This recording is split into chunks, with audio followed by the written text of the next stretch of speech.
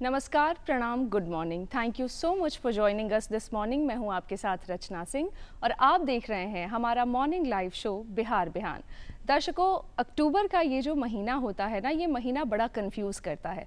सुबह में आपको ठंड लग रही होती है, रात को आपको ठंड लग रही होती है, लेकिन दिन में गर्मी लग रही होती है। और ऐसे ही बदलते हुए इस मौसम में जो तबीयत है वो ख़राब हो जाती है और अक्सर लोगों को कोल्ड हो जाता है, सर्दी खांसी की समस्या हो जाती है। तो इस दौरान अपना खूब ख्याल रखिएगा, अपना ध्यान रखिएगा। और हम कार्यक्रम में आगे बढ़ते हैं और अब आपका परिचय हम आज के अपने मेहमान से कराना चाहते हैं। अपने मेहमान से परिचय कराने से पहले मैं इस बात का जिक्र ज़रूर करना चाहती हूँ कि जैसा कि हमारे इतिहास में आज आपने देखा कि सुब्रमण्यम चंद्रशेखर जी का आज जन्मदिन है, जो कि भौतिकी शास्त्री रहे हैं। और साथ ही आपको ये भी बता दूं कि उन्हें नोबेल पुरस्कार भी मिला था, जैसा कि अभी आपने देखा होगा। अगर आप फिजिक्स को समझना चाहते हैं और फिजिक्स को अगर आप तन्मयता से समझना चाहते हैं, बेहतर ढंग से समझना चाहते हैं, तो आज हमारे पास कोई है जो आपको उसके बारे में एक बेहतर समझ देगा। जब बात बेहतर समझ देने की होती है तो एक और बात आती है कि अगर किसी विषय में आपका इंटरेस्ट आता है और खूब दिलचस्पी आती है, तो हम ये मान कर चलते हैं कि जो उसके पीछे जो शिक्षक होगा वो बड़ा गंभीर होगा और बहुत ही गंभीरता से लगातार लगा हुआ होगा, ताकि आपकी उस विषय में एक अच्छी समझ और एक अच्छी पकड़ बन सके। जिसके बारे में मैं आज आपसे बात कर रही हूँ वो फिजिक्स के कोई स्कॉलर होते, कोई रिसर्चर होते, कोई सिद्धांत का प्रतिपादन वो कर रहे होते, या कहीं प्रोफेसर तो ज़रूर होते, ऐसा ही कुछ है उनके बारे में। लेकिन एक और उनसे जुड़ी हुई दूसरी एक और बात है कि जहाँ वो व्यक्ति लगातार फिजिक्स में रुचि दिखा रहे थे, मीनवाइल एक ऐसा शिफ्ट आता है कि वो बिहार की पुलिसिंग को देखने का मौका उनको मिलता है और पुलिस सर्विस में वो आ जाते हैं। और यहाँ से फिर कहानी बिल्कुल अलग हो जाती है। लेकिन यही पुलिस सर्विस में रहने वाला व्यक्ति फिर उसी फिजिक्स के अपने प्यार की तरफ वापस चला जाता है और वहाँ जाकर के बच्चों को पढ़ाना शुरू करता है। मुझे लगता है कि आप उनके बारे में मोटा मोटी एक अंदाज़ा तो लगा ही पा रहे होंगे, लेकिन उनके बारे में जान लेते हैं एक वीडियो क्लिप के माध्यम से। श्री अभ्यानंद बिहार कैडर के एक प्रतिष्ठित आईपीएस अधिकारी और पूर्व डीजीपी हैं, जिन्होंने न केवल कानून व्यवस्था बनाए रखने में अपनी विशेष पहचान बनाई, बल्कि शिक्षा के क्षेत्र में भी उल्लेखनीय योगदान दिया। उन्होंने 2011 से 2014 तक बिहार के डीजीपी के रूप में कार्य किया और अपने कार्यकाल में पुलिस सुधार और अपराध नियंत्रण में सराहनीय कदम उठाए। अभ्यानंद कानून व्यवस्था सुधारने के लिए जाने जाते हैं, जिसमें अपराधियों के खिलाफ तेज मुकदमों का अभियान प्रमुख है। इसके अलावा उन्होंने पुलिस बल में कमी को पूरा करने के लिए सेवानिवृत्त सैनिकों की भर्ती का भी नेतृत्व किया। अभ्यानंद अपने सामाजिक कार्यों के लिए भी जाने जाते हैं। पुलिस सेवा के अलावा वे शिक्षा के क्षेत्र में क्रांतिकारी बदलाव लाने के लिए प्रसिद्ध हैं। उन्होंने सुपर 30 कोचिंग कार्यक्रम के सह संस्थापक के रूप में बिहार के प्रतिभाशाली लेकिन वंचित छात्रों को आईआईटी प्रवेश परीक्षा की तैयारी कराई। बाद में उन्होंने अभ्यानंद सुपर 30 नाम से अलग कोचिंग शुरू की, जो आज भी कई छात्रों के सपनों को साकार करने में मदद कर रही है।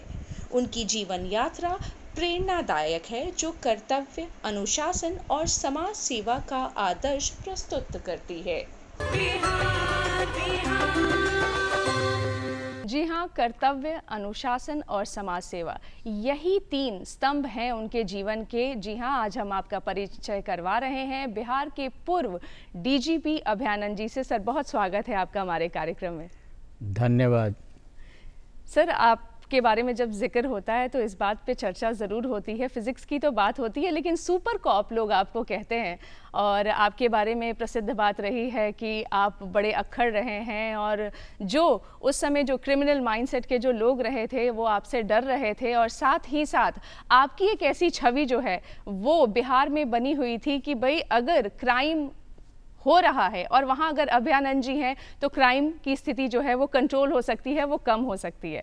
इस पर हम आएंगे, लेकिन शुरुआती दौर में हम थोड़ा पीछे जाना चाहते हैं। आपके पिताजी 28वें डीजीपी बिहार के रहे और आप 48वें रहे। कोई घर से कोई प्रेशर था सर कि पुलिसिंग में ही आना है, कोई मोरल प्रेशर या फिर ऐसा कोई दबाव? बिल्कुल नहीं। मेरे पिताजी ने सिर्फ एक ही इच्छा जाहिर की थी कि मैं एक अच्छा स्टूडेंट बनूं, पढ़ाई में अच्छा करूं और करियर जो सामने आ जाएगा वो अच्छा है। मैंने अपने स्टूडेंट लाइफ में सोचा था कि फ़िज़िक्स में मेरी गाड़ी आगे बढ़े, थियोरेटिकल फ़िज़िक्स खास करके।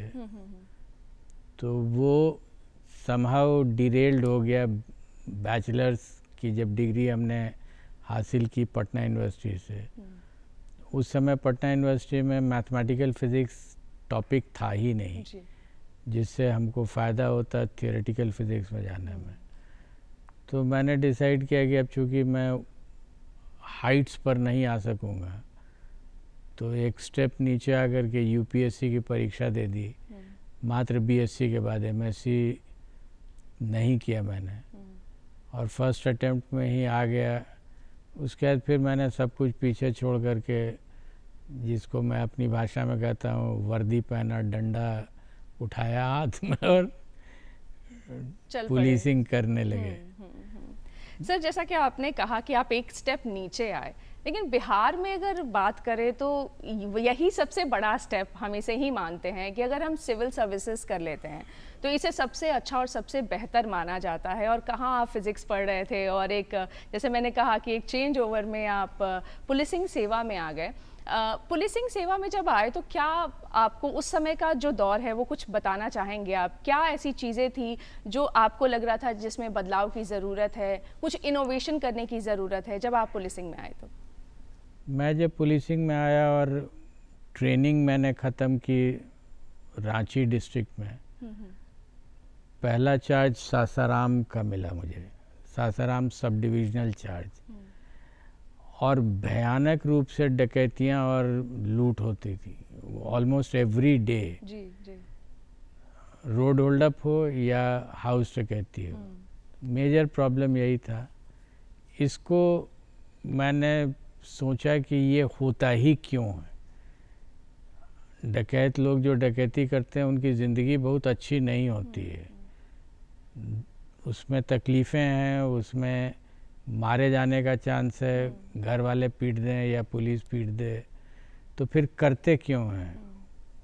और जब मैंने इसको समझना शुरू किया तो मेरा ध्यान चला गया फिज़िक्स के लैंग्वेज में, look for the reasons. Problem है तो सोचो कि यही क्यों हो रहा है, कार्य कारण संबंध।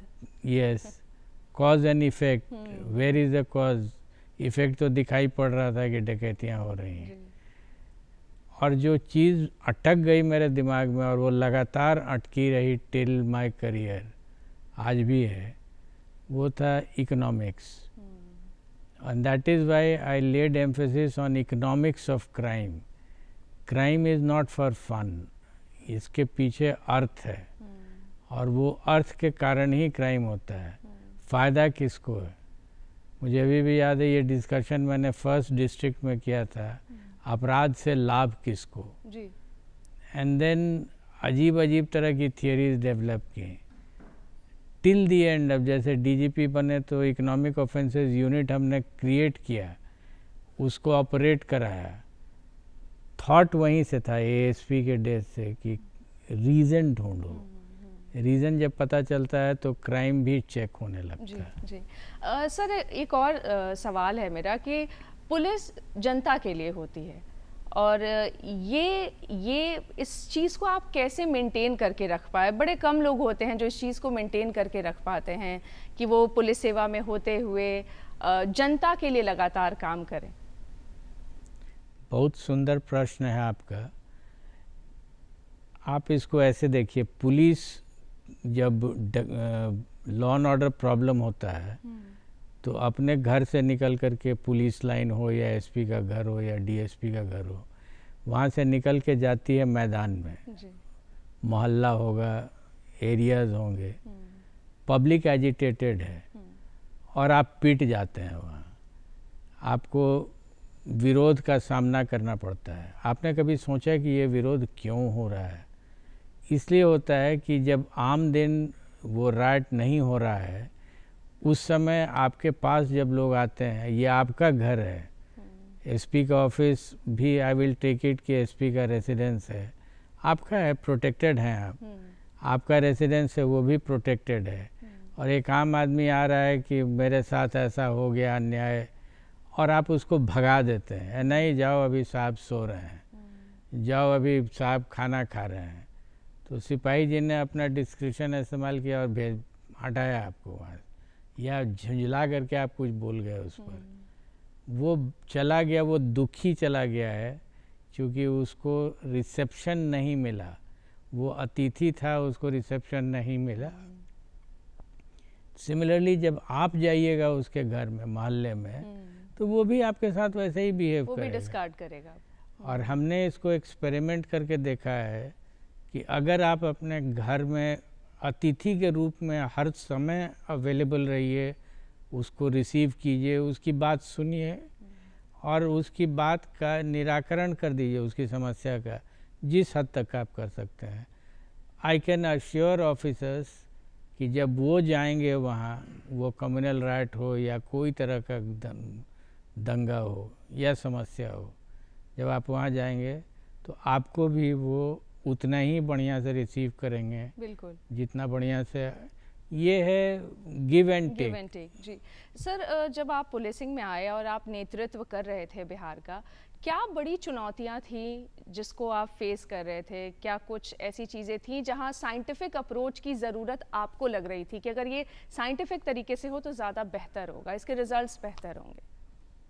सबसे बड़ी चीज़ है कि आप पूरे वर्ल्ड ओवर देखेंगे, थर्ड वर्ल्ड कंट्रीज़ खास करके, हालांकि अब तो थर्ड वर्ल्ड यूज़ नहीं करते हैं लोग वर्ड, डेवलपिंग कंट्रीज, यूफेमिज्म है तो थर्ड वर्ल्ड ही। उसमें थियरी है violence has to be met with violence, public violence की किसी भी कारण से, तो स्टेट को लगता है कि हमको भी वायलेंस करना चाहिए, I should meet violence with violence, and तलवार को तलवार ही काटता है, समथिंग लाइक दैट। हमने इसको चैलेंज किया, नहीं ये थियरी शायद सही नहीं है, and can I do it in another way. तो हमने तय किया कि नहीं, हम वायलेंस को वायलेंस से नहीं करेंगे। मैंने परिभाषित की अपनी पुलिसिंग को कि तुम्हारा एरिया लॉ है। पुलिस को अगर आप बढ़िया से देखिए तो इसकी उत्पत्ति ही कानून से है। बिल्कुल। कानून के गर्भ से पुलिस का जन्म होता है और कानून के दायरे में ही उसकी ज़िंदगी बीतनी है। कानून को कैसे इम्प्लीमेंट किया जाए ये आपकी बुद्धि है, और आईपीएस आदमी इसीलिए होता है। IPS intellectually suppose to be a better class of persons. तो वो अगर कानून के बाहर जाकर के काम करेगा तो आप तो वायलेशन कर रहे हैं, ऑलरेडी वायलेट कर रहे हैं, therefore you have lost your powers. Power आपका तभी तक है जब आप अपने आप को उस दायरे में रखिए। आपने अगर गौर किया होगा तो सीता का अपहरण हुआ इसलिए कि उन्होंने लक्ष्मण रेखा पार की, मर्यादा उन्होंने तोड़ी, उनके लिए मर्यादा बना दी गई थी और उन्होंने उस मर्यादा को तोड़ा और उसके बाद तो कहानी ही है। तो सिमिलरली पुलिस में भी है, अगर आप मर्यादा को तोड़ दिए तो फिर आपकी शक्ति नहीं है, आप चाहे डीजी होइए या कोई होइए। सर, जब आप डीजीपी बने तो क्या बड़े बदलाव आपने अपने स्तर से किए? कुछ ऐसे चेंजेस जो आपने उस दौरान किए जो आपको लगा कि अब इसकी बहुत ज़रूरत है बिहार में, ख़ास करके अगर हम पुलिसिंग को देखें तो? एक कॉन्सेप्ट था पुलिसिंग में जो बहुत पहले से चला आ रहा था कि ताकत का इस्तेमाल करो, इन पकड़ो, अरेस्ट करो, चार्जशीट करो। लेकिन ट्रायल की बात 1973 के बाद से पुलिस में नहीं होती थी। मेरे पिताजी हमको बताते थे 1973 के पहले सीआरपीसी अलग था, उसके बाद सीआरपीसी बदल गया, अब तो फिर और बदल गया। तो उसमें ट्रायल भी पुलिस का ही अंग था। वो प्रोसिक्यूटर्स जो होते थे वो एसपी के साथ रहते थे, ये चेंज हुआ 73 में, सेपरेशन की बात हुई। तो उसके बाद से ट्रायल पर से हमारा इन फोकस ही ख़त्म हो गया। सिर्फ था पकड़ो, चार्जशीट करो और भूल जाओ। हमने इसको चेंज किया। हमने कहा कि हमको ट्रायल कराने से किसी ने नहीं रोका है, मेरा उसमें रोल है करने का। एंड आई डिड दैट, जिसको आजकल लोग स्पीडी ट्रायल बोलते हैं। तो ये जब मैंने करके देखा, हालांकि जब मैं कर रहा था तो मेरे जो कोलीग्स थे उनको बहुत कष्ट हो रहा था कि ये नया रोल कहाँ से आ गया है। But even then I did it and I push it. CBI में रह करके मैंने सीखा था ट्रायल कराना, तो उसको मैंने इस्तेमाल किया और उसके बहुत अच्छे रिजल्ट्स आए जी। और सर फॉरेंसिक की भी बात पर आप बार बार जोर देते थे, उस पर भी हम ज़रूर चाहेंगे कि आप कुछ बताएं। सही बात है। ये इन्वेस्टिगेशन जो हम लोगों का था, जो हमने अपने अर्लियर फेजेस में एसपी इवन डीआईजी रैंक में देखा, वो था बयान लो। तो पूरा इन्वेस्टिगेशन बयान पर था। इंटरोगेशन, कस्टोडियल इंटरोगेशन अभी भी चलता रहता है। इवन हमारे जो हायर कोर्ट्स हैं वो भी कस्टोडियल इंटरोगेशन पर बहुत ध्यान देते हैं। मैंने देखा कि ये बयान बदलता रहता है, बहुत शिफ्टी टाइप का बेस है ये बयान। तो मैंने एक थीम डेवलप किया, बयान से विज्ञान की ओर। थीम था, और इस थीम पर मैंने पुलिस को चलाने की कोशिश की कि तुमको कोई गवाह नहीं मिलेगा, एक व्यक्ति मुंह खोलने को नहीं तैयार है। Even then can you chargesheet a case, can you put the person on trial and can you get him convicted. और हमने दिखाया कि ये पॉसिबल है, नो विटनेस एट ऑल। दरोगा जी हैं जो डायरी वायरी लिखते हैं, तो वो लिखेंगे कि हाँ मैं गया था, मैंने देखा, मैंने डायरी लिखी, लेकिन उस इंसिडेंट का आई विटनेस एक भी नहीं है, और फिर भी ट्रायल में सजा हो रही है। ये बहुत बड़ी चीज़ थी, और इसी को मैं कहता था विज्ञान, बयान से विज्ञान की ओर। सर सेवानिवृत्त सैनिकों को भी आपने अकोमोडेट करने की कोशिश की, क्या था उसके बारे में भी ज़रूर बताइए। 2005 में जब ये सरकार बनी थी जी, तो 2006 में सरकार के मुखिया जो हैं वो बेचैनी में थे कि क्राइम कैसे कंट्रोल होगा, क्योंकि पूरे इलेक्शन का आप कैंपेन अगर देखिएगा 2005 के इलेक्शन का, तो जंगल राज पर ही बात हो रही थी।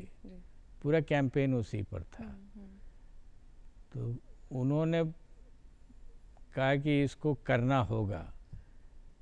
And then I had to tell him कि आपके पास फोर्स है नहीं, बहाली ही नहीं हुई है, बहुत अधिक वैकेंसी है। तो ही सेड यस, हमको प्रॉब्लम तो मालूम है, सोल्यूशन क्या है। एंड सोल्यूशन जो हमने सजेस्ट किया वही था, एक आर्मी मैन को ला करके। It was a brand new solution, कोई आदमी इसको एक्सेप्ट नहीं कर रहा था। इनफैक्ट पहला रिएक्शन आया मुख्यमंत्री जी का कि आप कॉन्ट्रैक्ट पर पुलिसिंग करना चाहते हैं। तो हमने कहा कि हाँ ऑलमोस्ट वही बात है, कॉन्ट्रैक्ट पर ही आर्मी के लोगों को कॉन्ट्रैक्ट पर लिया गया बिल्कुल, था। बिल्कुल। तो कॉन्ट्रैक्ट पर पुलिसिंग हो, ये कॉन्सेप्ट ही बहुत अजीब तरह का था। और फिर भी हमने ट्राई किया और वो कभी भी कहीं चैलेंज नहीं हुआ। इनफैक्ट बहुत सक्सेसफुल रहा, बहुत सक्सेसफुल रहा। दूसरे स्टेट्स ने इसको कॉपी किया और हम एक्सपेक्ट कर रहे थे कि अल्ट्रा वायरस ये आएगा, चैलेंज होगा कॉन्स्टिट्यूशनली, इधर हाई कोर्ट, सुप्रीम कोर्ट, कहीं नहीं चैलेंज हुआ, एक्सेप्टेड हुआ। रीज़न ये था कि इसमें नीयत बहुत साफ थी। जी, और साफ नीयत से अगर आप कोई काम करते हैं तो बिल्कुल सक्सेसफुल होते हैं। अब बात सर शिक्षा के तरफ की करते हैं। सुपर 30 से आप लगातार शुरू में जुड़े रहे, फिर आपका अलगाव हुआ और अब अभ्यानंद सुपर 30, क्या बताना चाहेंगे जो एस्पिरेंट्स हमें देख रहे हैं उनको?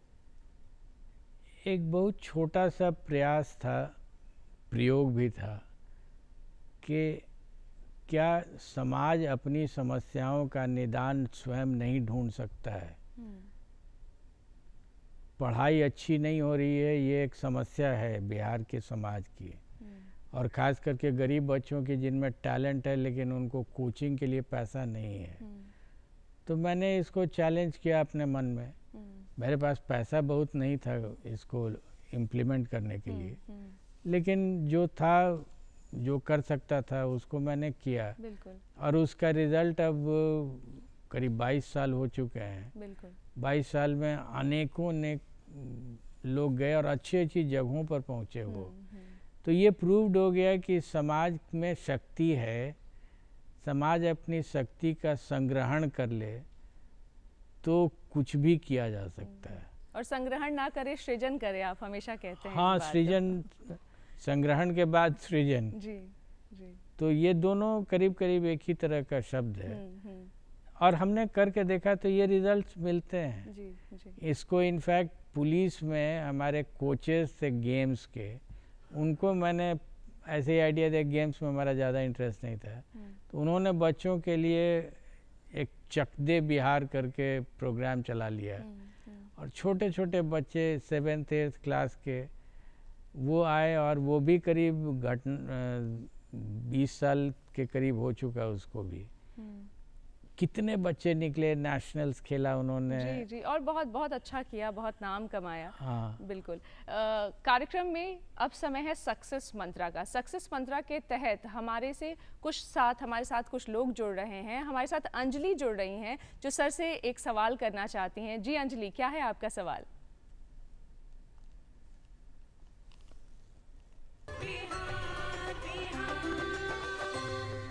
हेलो सर, मेरा नाम अंजलि है और मुझे ये पूछना है कि जब एग्ज़ाम्स नहीं निकलते तो हम डीमोटिवेट हो जाते हैं और बुरा लगने लगता है और लगता है कि शायद प्रिपरेशन छोड़ देना चाहिए। तो उस समय में खुद को मोटिवेटेड कैसे रखें और मेंटली स्ट्रॉन्ग कैसे रहें? पढ़ाई के दौरान खुद को कैसे मोटिवेटेड रखें सर? एस्पिरेंट का सवाल है। Believe in your self. आपकी शक्ति आपके अंदर है, और कभी भी ये मत सोचिए कि कोई बाहर से आएगा और आपको कुछ मंत्र देगा। अपने आप से बात कीजिए, अपने मित्रों से बात कीजिए, लेकिन किसी पर आश्रित मत होइए। बिल्कुल बिल्कुल।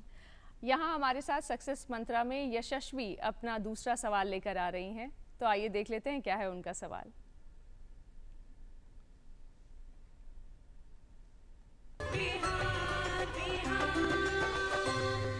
हेलो सर, मैं यशस्वी सिंह आपसे ये पूछना चाहती हूँ कि मैं यूपीएससी की तैयारी करते वक्त किन किन बातों का ध्यान रखूँ? यूपीएससी की तैयारी के दौरान किन किन बातों का ध्यान रखें? यशस्वी जी, यूपीएससी मैंने छोड़ दिया है। 1976 में मैंने परीक्षा दी थी, उसके बाद फिर कोई इंटरेस्ट नहीं रहा। आईआईटी के लिए मैंने पढ़ाया, जो भी 20-22 साल पढ़ाया, इसलिए यूपीएससी आई डोंट थिंक हम आपको बता पाएंगे, क्योंकि चेंजेस भी बहुत हुआ है। बिल्कुल। तो आई एम सॉरी, हम नहीं बता पाएंगे ज़्यादा। लगातार सिलेबस बदले हैं, कॉन्सेप्ट बदला है, तरीके बदले हैं। अब अगर पढ़ाता रहता मैं यूपीएससी के लिए तो आपको कुछ बता पाता, गाइड। और एक अच्छे शिक्षक की यही बात है सर कि अगर उन्हें लगता है कि अगर वो कहीं गाइडेंस नहीं दे सकते हैं क्योंकि उनके पास उस चीज़ की अगर फिलहाल वो जानकारी नहीं है, तो अगर आप उससे बचते हैं तो ये बड़ी अच्छी बात है। हम तीसरे सवाल की तरफ चलते हैं। पुष्पिता अपना सवाल लेकर आ रही हैं। नमस्ते सर, मेरा नाम पुष्पिता है। मैं आपसे ये जानना चाहती हूँ, यूपीएससी का सिलेबस बहुत बड़ा है, तो जब मैं पढ़ाई करूँ या प्रिपरेशन करूँ यूपीएससी, उस टाइम में मैं अपनी टाइम मैनेजमेंट कैसे करूँ?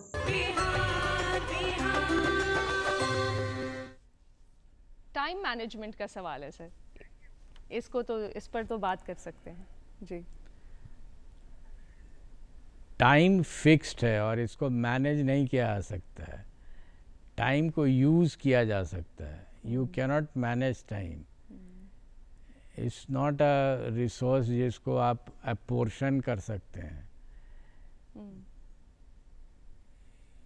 You have to use time to the best of your ability and make best use of it. But if you say कि हम मैनेज करेंगे टाइम, ये पॉसिबल नहीं है। सर्टेन थिंग्स जैसे क्वेश्चंस रहते हैं कि 100 वर्ड में लिखिए, तो आपको अपनी घड़ी रख करके उसको ट्राई करना होगा। आप 100 वर्ड के बजाय 300 वर्ड आप नहीं लिख सकते हैं। तो आपको अपना स्पीड मालूम है, आप उसी हिसाब से एडजस्ट कीजिए कि हम अगर 2 मिनट में लिख सकते हैं 100 वर्ड तो लिखिए 2 मिनट में। जी जी सर, एक और सवाल, 2022 में आपकी एक किताब आई है अनबाउंडेड।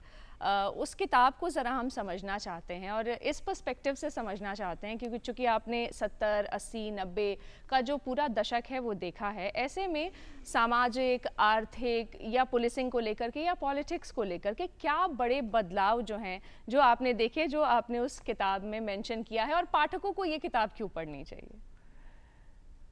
बुक का टाइटल है अनबाउंडेड और उसका एक सब टाइटल भी है my experiments with law, physics, police and super 30।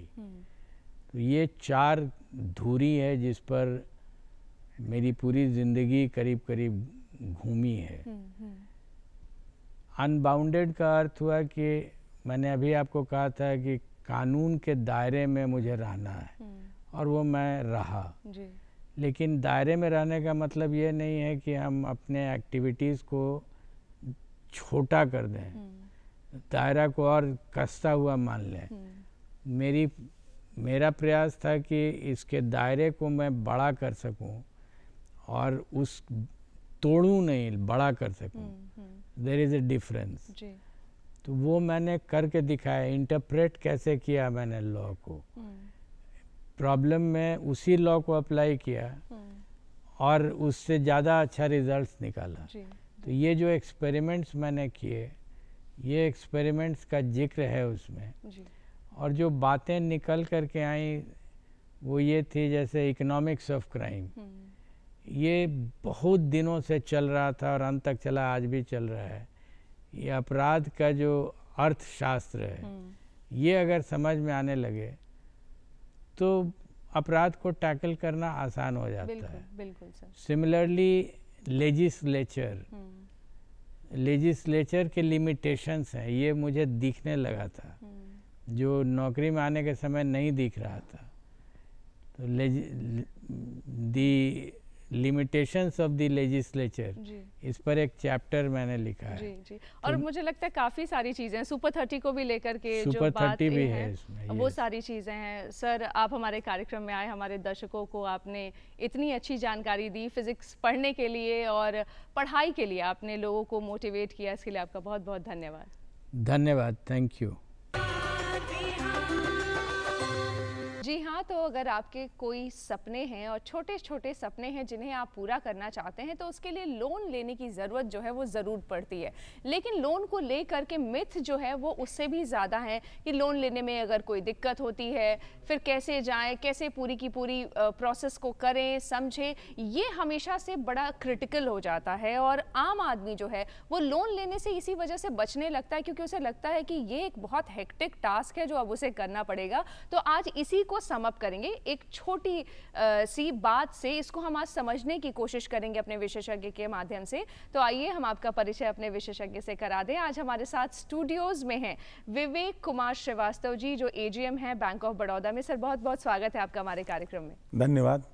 DD Bihar के सभी दर्शकों को मेरा नमस्कार और डीडी बिहार ने मुझे आमंत्रित किया, इसके लिए बहुत बहुत धन्यवाद। जी सर, लोन जो है एक ऐसा शब्द है जो बड़ा भारी भरकम लगता है। हम ये समझना चाहते हैं कि लोन आखिर क्या है, लोन लेने की आवश्यकता क्यों पड़ती है और क्या ज़रूरत है आज के मौजूदा समय में लोन लेने की। रचना जी, क्या होता है कि लोन हमें अपने फाइनेंशियल नीड्स की जो ज़रूरत होती है उसके लिए हमें अपने किसी भी फाइनेंशियल इंस्टीट्यूशन से हमें मदद लेनी पड़ती है।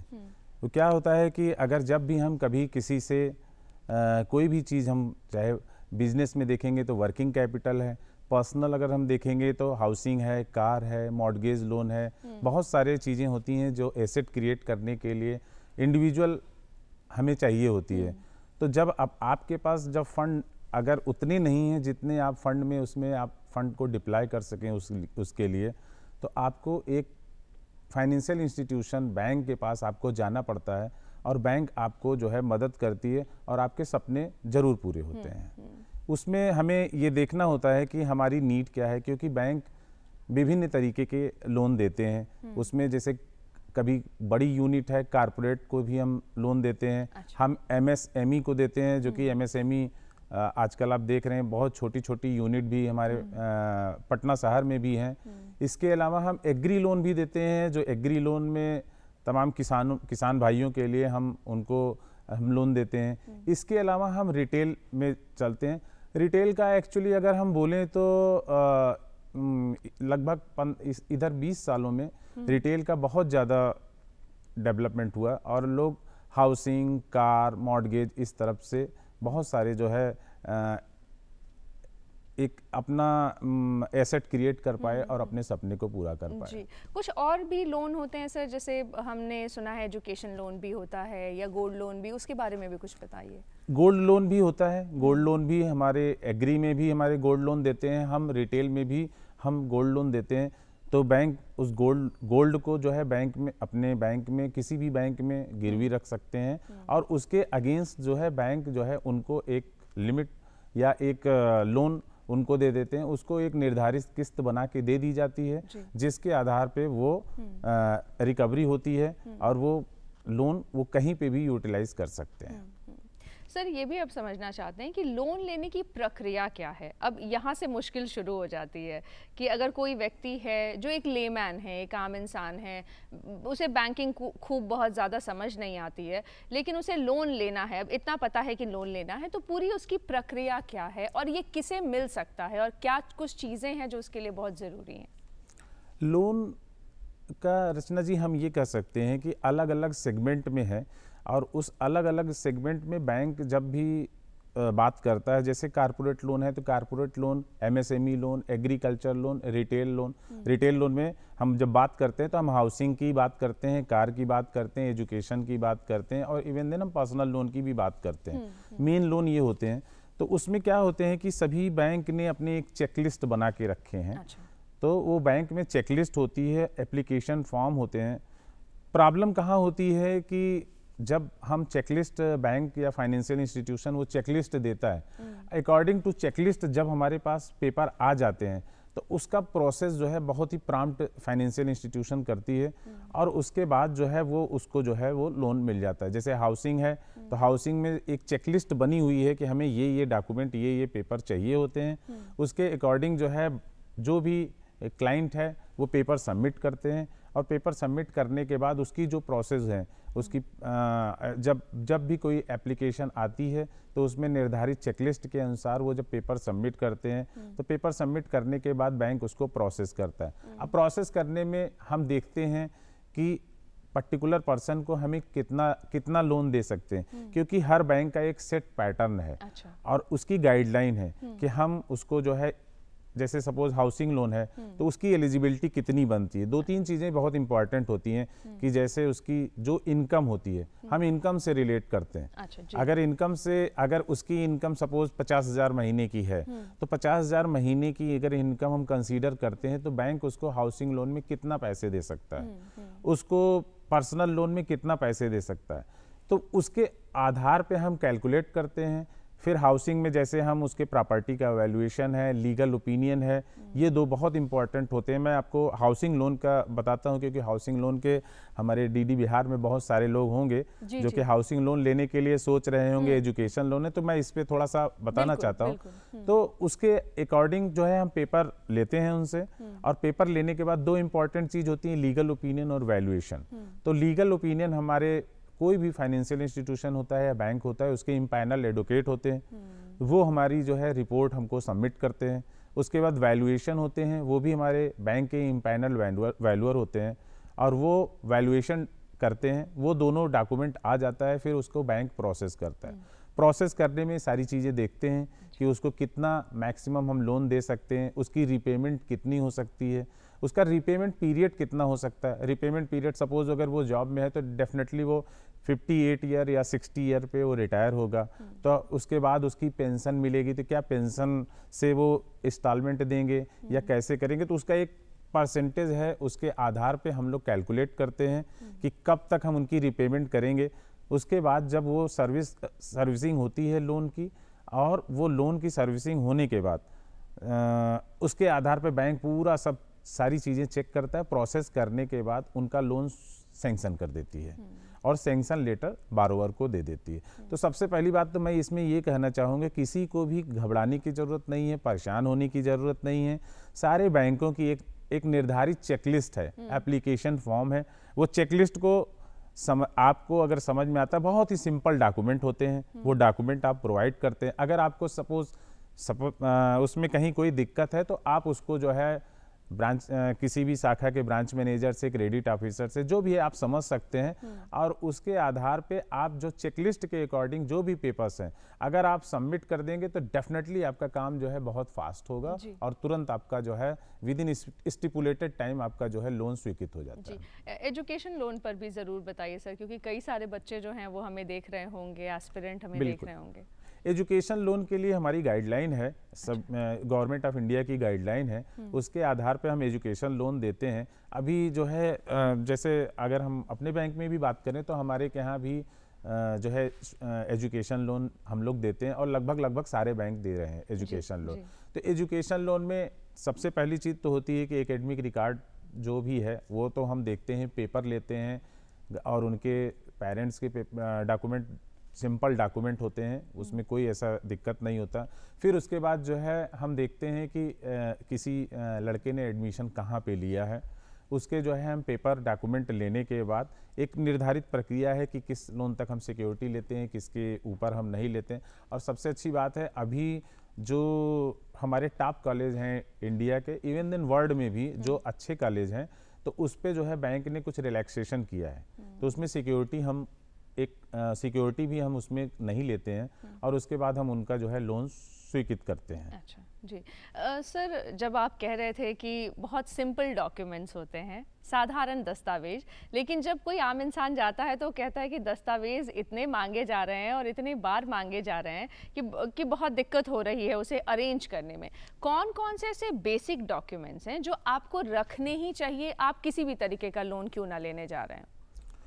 जैसे अगर हम हाउसिंग और कार की बात करते हैं तो उसमें सिंपल सा डॉक्यूमेंट हमें सबसे पहले एक केवाईसी डॉक्यूमेंट होता है। अच्छा। तो डेफिनेटली केवाईसी डॉक्यूमेंट में हम क्या लेते हैं, आधार और पैन आजकल कॉमन है, आधार और पैन लेते हैं हम केवाईसी डॉक्यूमेंट के लिए। फिर उसके बाद आती है इनकम प्रूफ डॉक्यूमेंट की। तो इनकम प्रूफ के डॉक्यूमेंट में हम जैसे अगर सपोज वो सैलरीड पर्सन है, तो सैलरीड पर्सन है तो वो हमें सबमिट करता है अपने इनकम टैक्स के रिटर्न, और जैसे लास्ट 3 मंथ की सैलरी स्लिप दे देता है। तो ये हमारे सैलरीड के लिए जो है इनकम प्रूफ का डॉक्यूमेंट हो गया। अगर सपोज बिजनेस में है कोई, तो बिजनेस में वो भी अपने इनकम टैक्स रिटर्न फाइल करता होगा। सपोज जैसे कोई बिजनेसमैन है, वो चाहे एंटिटी कंपनी हो या पार्टनरशिप फर्म हो या प्रोप्राइटरशिप फर्म हो, तो वो उनकी इनकम कहाँ से जनरेट हो रही, कंपनी में एज ए डायरेक्टर, या प्रोप्राइटरशिप में एज ए प्रोप्राइटर, या पार्टनरशिप में एज ए पार्टनर। तो हमें ये सारी चीज़ें देखनी होती कि उनकी इनकम वहाँ से आ रही है। तो उसके अकॉर्डिंग हम लोग क्या करते हैं कि उनसे सपोर्टिंग डॉक्यूमेंट ले लेते हैं उस फर्म का, उस कंपनी का, जिसके आधार पे बैंक को ये पता चलता है कि ये कंपनी है, इस कंपनी से उनकी इनकम जनरेट हो रही है। उसके बाद ये इनकम डॉक्यूमेंट हो गए। फिर जैसे अगर हम कार लोन की बात करें तो कार लोन में सिंपल ये दोनों डॉक्यूमेंट देने के बाद कार लोन में आपको जहां से भी आप जो भी आपने गाड़ी पसंद की है उसका एक कोटेशन चाहिए होता है, कोटेशन दे देते हैं। और मैं तो कहूँगा कि car loan with in 1 day जो है हम सैंक्शन कर सकते हैं, और सैंक्शन करते भी हैं। बहुत लोगों को, अभी फेस्टिव सीजन है उसमें हम लोगों ने किया है। हाउसिंग लोन में जैसे भी मैंने आपको बताया, ये सारे डॉक्यूमेंट देने के बाद, इनकम डॉक्यूमेंट और केवाईसी डॉक्यूमेंट के देने के बाद हमें प्रॉपर्टी के पेपर लेने होते हैं। प्रॉपर्टी के पेपर हम लेने के बाद हम प्रोसेस करते हैं। तो इसमें कहीं पे भी बिल्कुल परेशान होने की जरूरत नहीं है। हाँ। अगर सपोज आपको चेकलिस्ट के अनुसार अगर आपको कोई भी दिक्कत होती है तो आपको उस ब्रांच के क्रेडिट ऑफिसर से या ब्रांच मैनेजर से बात करनी चाहिए। आपकी क्वेरी डेफिनेटली आपकी क्वेरी रिजॉल्व होगी और आपका काम आसानी से हो जाएगा। सर, एक और बात बताइए कि लोन लेने के समय किन किन बातों का ध्यान रखें? क्या ऐसी ज़रूरी चीज़ें हैं जिसके बारे में ध्यान रखना चाहिए? क्योंकि कई बार होता है कि कोई कहता है कि इस बैंक से ज़्यादा बेहतर इंटरेस्ट रेट मिल रहा है या बाकी सारी चीज़ हैं, तो फिर कैसे हम उसका ख्याल रखें, ध्यान रखें, या क्रेडिट स्कोर की भी बार बार क्रेडिट स्कोर पे भी आएंगे मैडम। लेकिन क्या होता है कि हमें किन किन चीज़ों का ध्यान रखने में सबसे ज़्यादा, तो हमें जैसे आजकल आप देखेंगे तो तमाम हमारे पास साइट्स हैं, तमाम इंफॉर्मेशन है जिसमें हमको अलग अलग पता चल जाता है कि क्या रेट ऑफ इंटरेस्ट कोई बैंक चार्ज कर रही है। तो लोग सर्च करते हैं, देखते हैं। जब भी आपका लोन किसी बैंक ने स्वीकृत किया तो आपको सबसे वेरी इंपॉर्टेंट थिंग कि आपको एक सैंक्शन लेटर बैंक देती है। वो सैंक्शन लेटर आपको फर्स्ट आपका डॉक्यूमेंट सबमिशन के बाद प्रोसेस करने के बाद बैंक लोन जब स्वीकृत करती है तो फिर उसके बाद बैंक एक सैंक्शन लेटर देती है। सैंक्शन लेटर बारोवर हमारा कोई भी है वो एक्नॉलेज करता है। एक्नॉलेज करने के बाद डॉक्यूमेंट होता है। डॉक्यूमेंट के बाद लास्ट आती है डिसबर्समेंट की। अच्छा। तो फिर उसके बाद जब हम डॉक्यूमेंट एग्जीक्यूट कर लेते हैं फिर उसके बाद हम डिसबर्स करते हैं। तो सबसे ज़्यादा चीज़ इम्पॉर्टेंट इसमें यह है कि जब भी आप कभी भी लोन आपका स्वीकृत होता है तो आप सैंक्शन लेटर को पढ़िए, बैंक से डिस्कस करिए कि सर ये टर्म एंड कंडीशन है और इसमें जो है हमें यहाँ पे दिक्कत हो सकती है। ये चीज़ें पहले हमें डिस्कस कर लेना चाहिए। रेट ऑफ इंटरेस्ट उसमें होता है, मैक्स ये पीरियड होता है, 3-4 चीज़ें जो है बहुत इंपॉर्टेंट चीज़ है। तो उस चीज़ पे हमें सबसे ज़्यादा करना चाहिए, क्या हमारी बैंक ने इतना हमें पीरियड दिया है लोन रिपेमेंट के लिए, इतना हमें EMI दिया है, तो हम इजीली इसको सर्व कर पाएंगे कि नहीं कर पाएंगे। ये सारी चीज़ें जो है सैंक्शन लेटर के पहले ही ये सारी चीज़ें डिस्कस हो जानी चाहिए। और डिस्कस होने के बाद जब फाइनल हमारा जो सैंक्शन लेटर आता है उसके आधार पे बैंक कर देती है। तो इन सब चीज़ों का मेनली 5-7 चीज़ों का बहुत ही ध्यान देना होगा, माइन्यूटली देख लेना चाहिए और कंपेयर कर लेना चाहिए। सर, हम क्रेडिट स्कोर की भी बात कर रहे थे, क्या होता है क्रेडिट स्कोर और कैसे मेंटेन रखें? मैडम, आपने ये बहुत ही इम्पॉर्टेंट क्वेश्चन पूछा है और मैं इस पे थोड़ा सा डिटेल हम बताते भी हैं और शायद हमारे दर्शकों के लिए भी बहुत, क्योंकि ये बहुत ही कॉमन हो गया है। अब पहले ये नहीं था, आज से बहुत पहले हम सिबिल स्कोर की बात नहीं करते थे। लेकिन अभी प्राइसिंग मींस कि रेट ऑफ इंटरेस्ट हम क्या चार्ज कर रहे हैं ये अब सिबिल स्कोर डिसाइड करता है। अच्छा। अगर जिसका भी सिबिल स्कोर क्या है कि सिबिल स्कोर हमारा ट्रांस यूनियन और सिबिल टाई अप करके एक स्कोर जनरेट होता है जो कि 300 से 900 के बीच में होता है। अच्छा। तो 9 जिसका भी स्कोर अगर ज़्यादा होगा डेफिनेटली उसका इस रिपेमेंट कैपेसिटी उसके लिए बैंक के लिए भी बहुत अच्छा होता है। उनको रेट ऑफ इंटरेस्ट में और सारी चीज़ों में उनको बेनिफिट होता है। जनरली क्या होता है कि क्रेडिट सिबिल में लोग स्कोर कम हो जाता है। स्कोर कम होने के पीछे मैं आपको 3-4 बहुत मेन रीजन बताता हूँ जिस पे दर्शकों को भी ध्यान देना होगा कि जब भी आप सिबिल स्कोर की बात करते हैं तो उसमें सिबिल स्कोर में सबसे ज़्यादा आता है हमारे पास, जो मेरा अपना एक्सपीरियंस रहा है उसमें क्रेडिट कार्ड के डिफ़ॉल्ट आते हैं। अच्छा।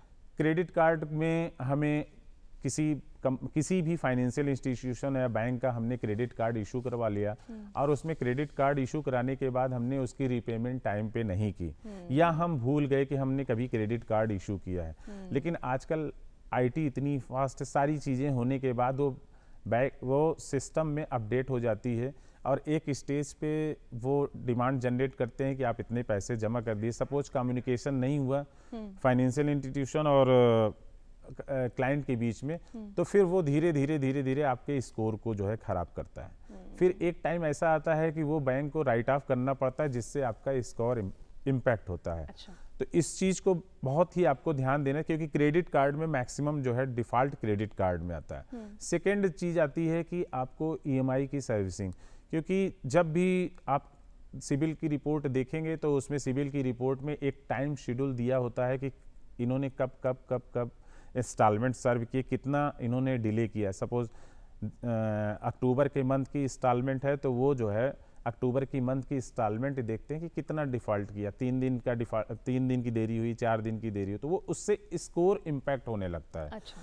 तो आपको क्या करना है कि जब भी आप लोन लेते हैं उसमें आपको ये सबसे ज़्यादा ध्यान देना है कि हमारे जो लोन की सर्विसिंग है वो टाइम पे हो। अगर आप उसको टाइम पे करते हैं तो डेफिनेटली आपका सिविल स्कोर जो है इम्प्रूव हो जाएगा। तो ये सब चीज़ें जो है आपको, जैसे उसमें और भी बहुत, अगर हम डीप में जाएंगे तो unsecured loan, secured loan, CIBIL की क्वेरी, ये सारी चीज़ें होती हैं जिससे स्कोर। लेकिन अगर बेसिक चीज़ें आप अगर ये 2-3 चीज़ें आप देखते हैं तो टाइम बीइंग पे आपका जो है स्कोर जो है इम्प्रूव हो जाएगा। आपको बैंक भी बेनिफिट देगा, आपको कम इंटरेस्ट चार्ज करेगा, जिसके वजह से जो है आपको कास्टिंग लोन की कम पड़ेगी और सहूलियत भी होगी। विवेक जी, आप हमारे कार्यक्रम में आए, हमारे दर्शकों को आपने इतनी इन्फॉर्मेटिव जानकारी दी, इसके लिए आपका बहुत बहुत धन्यवाद। और मुझे लगता है कि कई सारे लोग अभी लोन लेने के बारे में सोच ही रहे होंगे तो उन्हें बड़ी हेल्प मिली होगी इस पूरे डिस्कशन से। तो आपका कार्यक्रम में आने के लिए बहुत बहुत धन्यवाद। बहुत बहुत धन्यवाद, थैंक यू। घर पर बैठे डीडी बिहार ज़रूर देखिए और साथ ही इस कार्यक्रम से जुड़ा हुआ अगर आपका कोई सवाल है या सुझाव है तो उसे आप हमारे ईमेल आईडी पर भेज सकते हैं। हमारा ईमेल आईडी है directorddkpatna@gmail.com। तो इसी वादे के साथ कि अगली सुबह फिर से आएंगे। आप देखते रहिए डीडी बिहार। नमस्कार।